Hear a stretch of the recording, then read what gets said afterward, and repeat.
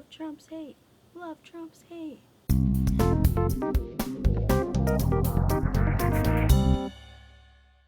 Hey humans, I'm Amanda Montell, and this is The Dirty Word, where sex and language get it on. Today, we're going to be talking about hate, specifically in the form of the many insults that have been thrown during the course of this year's presidential election, and in the wake of Tuesday's results. Hillary Clinton and thousands of other people throughout history, probably including your first grade teacher, have all said that words matter.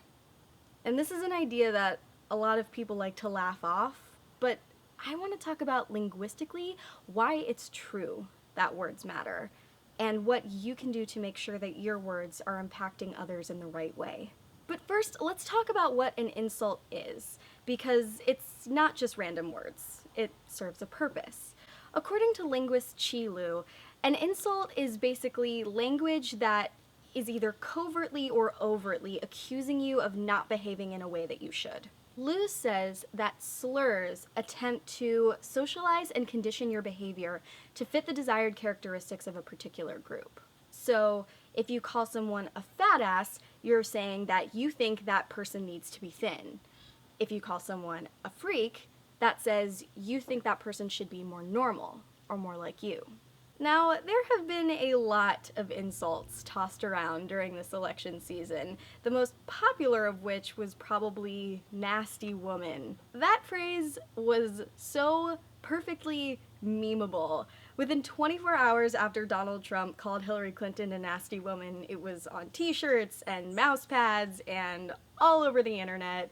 And that's because nasty woman in particular is just ripe for reappropriation. The phrase is concise and shocking and catchy, but on a deeper level, this insult served to accuse Hillary Clinton of acting a way that Donald Trump didn't think she should. And in this case, as with many other cases of insults during this election, it had very much to do with gender. See, nasty falls in this category of insults along with bossy and slutty and other words that linguists have pointed out are used specifically to accuse women of not acting ladylike enough. So when Hillary Clinton was acting critical and aggressive toward Donald Trump during the debate, he found that disgusting and offensive and not ladylike at all. By calling her nasty, that was his attempt to shove her back in this box of feminine, submissive behavior. And these gendered insults go both ways. So over the weekend, I attended a political protest, and I've seen a lot of Trump supporters criticize protesters, calling them crybabies. Online, I've specifically seen Trump supporters criticize male protesters in particular, calling them wimps and sissies. And these are gendered insults too, because by calling someone a wimp or a sissy, you're accusing them of being weak or not macho and masculine in the way that you think a man should be. Our linguist Lu says that whether you're a man or a woman or belong to another social group, pointing out that you don't seem like one or how one should be can often feel like the worst kind of insult.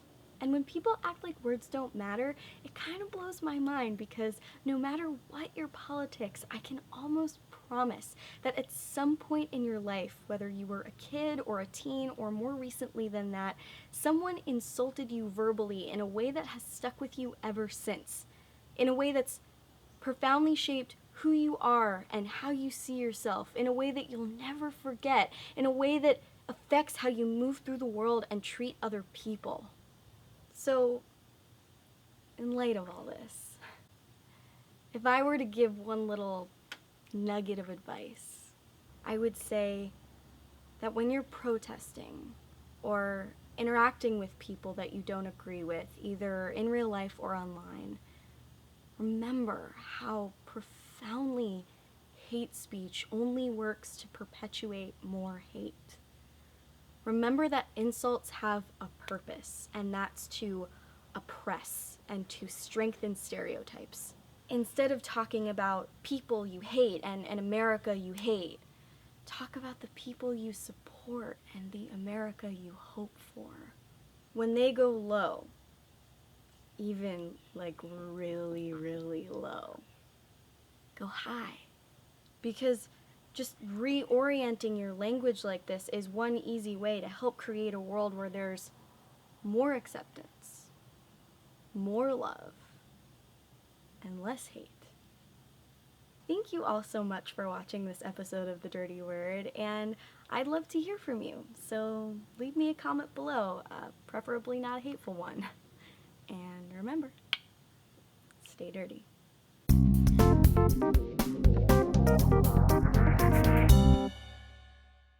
I'm staying at my parents' house right now. Dad, if you had to tell the people one positive thing they can do moving forward in this election, what would you say?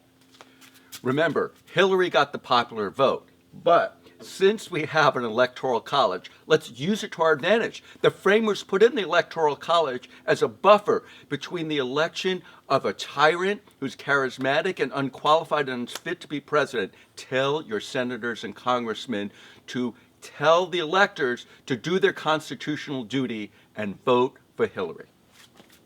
There you have it.